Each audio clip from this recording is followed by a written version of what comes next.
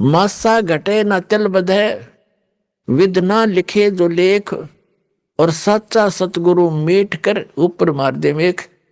Forever खत्म कर दे जो आपके जीवन में दुख आना हो।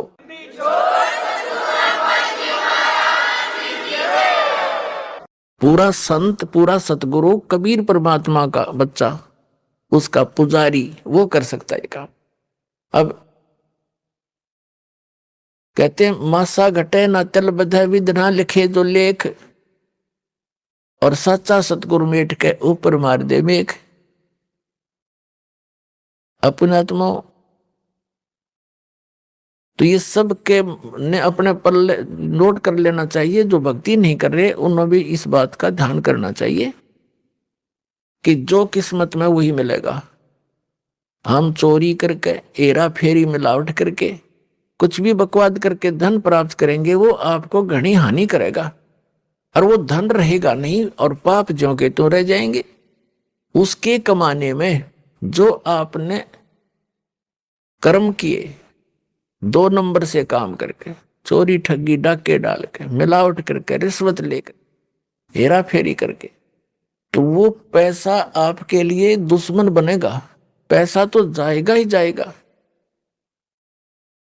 और वो पाप शेष रह जाएंगे जो आपने भोगने पड़ेंगे। ऐसे बहुत से प्रमाण है। और हम अपनी सोच से और परमात्मा के विधान चेंज करना चाहते हैं तो महामूर्ख है हम। परमात्मा का विधान परमात्मा के तरीके से होगा, उसको बदलाव भी करना वही करेगा। उसने तरीका बता दिया है कि परम संत की शरण में आकर के सतभक्ति करने वाले के फिर सभी प्रारब्ध के पाप कर्म भी नाश हो जाया करते हैं। अब कोई कहता है कि प्रारब्ध में जो लिखा है वो तो आपने भोगना ही पड़ेगा। बिल्कुल ठीक है, जब तक आप उस संत और उस परमात्मा की शरण ग्रहण नहीं लेते जो इन पाप कर्मों का नाश करने में सक्षम है, तब तक तो आपने ऐसे ही होगा, जैसा कर्म किया वैसा ही भोगना पड़ेगा।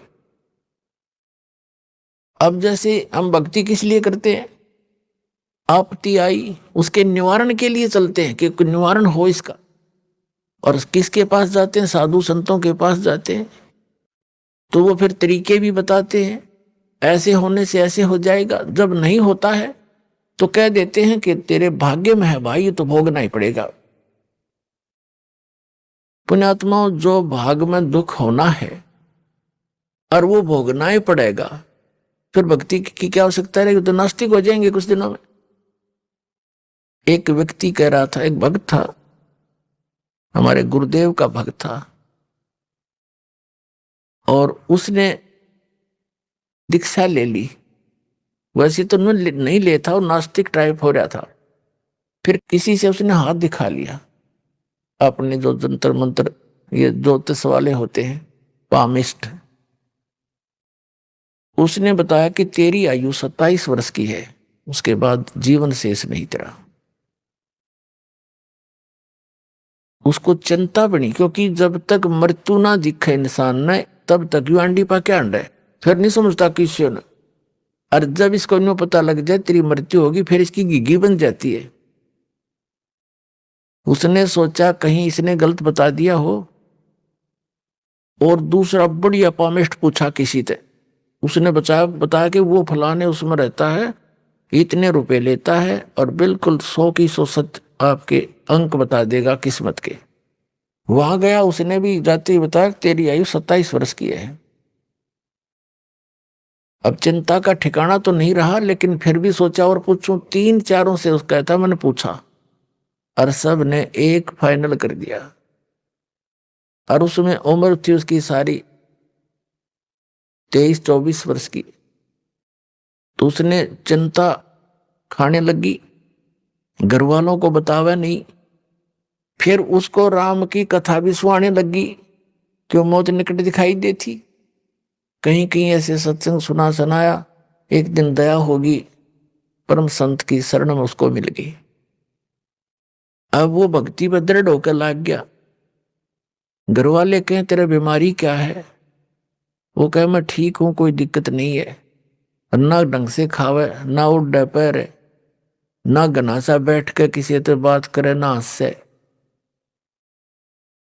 तो उन्होंने सोची भाई, फिर उसकी शादी कहने लगे शादी करते हैं तेरी। बोला मैं शादी ना कराता।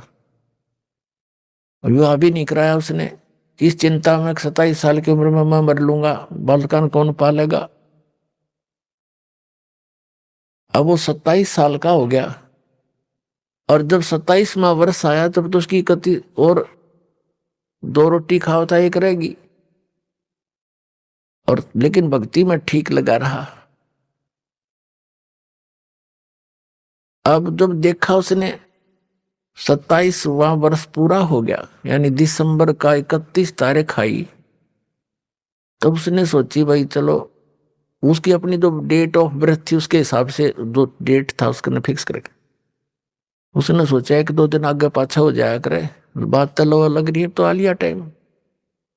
1 दिन गया, 2 दिन गया, 3 दिन गया, चौथा दिन भी इंतजार करी, 5 दिन हो गए, 10 दिन हो गए, 15 दिन हो गए।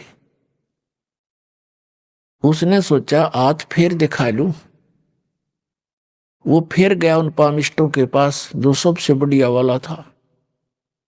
उसने नो ना बताई कि आपने पहले नो बता रखी थी, कभी फिर वाई बता दे।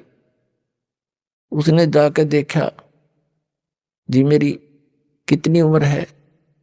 उसने बताया भाई तेरी उम्र तो 70 साल की है।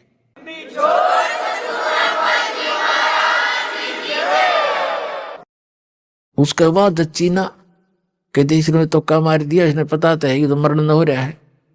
उसने फिर दूसरे को दिखाई, उसको दिखाई, उसने भी बताया कि भाई 70 वर्ष जीवेगा तो बच्चा, तेरी उम्र 70 वर्ष की है। वापस आया, गुरु जी के चरणों में पड़कर बुरी तरह रोए, नो कहे भगवान जिसे सुने थे उसे पाए तुम ता कबीर भगवान, मेरी उम्र 27 वर्ष की थी, खड़ा होकर रो और बतावे।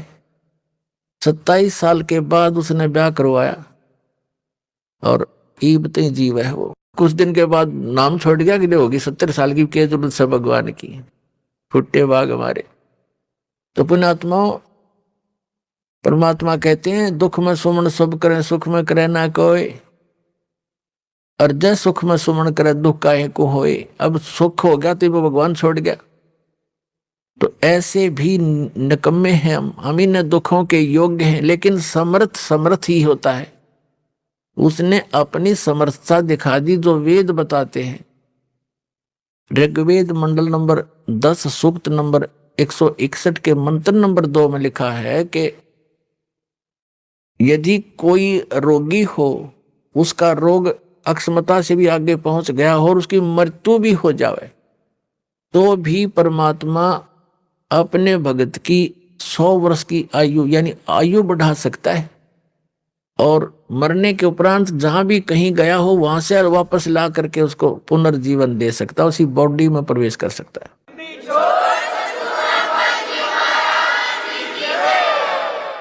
तो वो परमात्मा ये कबीर जी हैं। तो कहते मासा घटे न तिल बधे, विद ना लिखे जो लेख, और सच्चा सतगुरु मेट कर ऊपर मारे मेख। अब मेख मार दी उसकी, परमात्मा ने बढ़ाकर उसकी खत्म कर दिया कि नहीं मरेगा। और ये है समर्थ की शक्ति। लेकिन हम सत्संग के अभाव से फिर विचलित हो जाते हैं। उसने अपना फिर जीवन नाश कर लिया मूर्ख ने। वो फिर हमारे गांव में ब्याह गया था, 27 साल का हो रहा था, और हमने उसका खूब याद है ये बातें। तो पुण्यात्माओं, आपका सौभाग्य, आपने ये वचन भी सुनने को मिल रहे हैं। ना काल तो आपके कान के छींट भी ना लगने देश ज्ञान की। कोई कितना फंसा रखा है, कोई कितना उलझा रखा है, कोई वैष्णो देवी पर जहाँ बेचारे इतने पहाड़ों पर चढ़ जाते हैं, कोई सालासर जा रहा है, कोई बालाजी जा रहा है, कोई मंदिर मस्जिद गुरुद्वारों में ही अपना भक्ति का आधार बनाकर जा रहा है। ये सब काल के द्वारा भ्रमित कर दिए। अब ये ज्ञान शुरू किया परमात्मा ने, और जो यहाँ आएगा उसका कल्याण अवश्य होगा और उसके ये सुख अवश्य मिलेंगे उनको।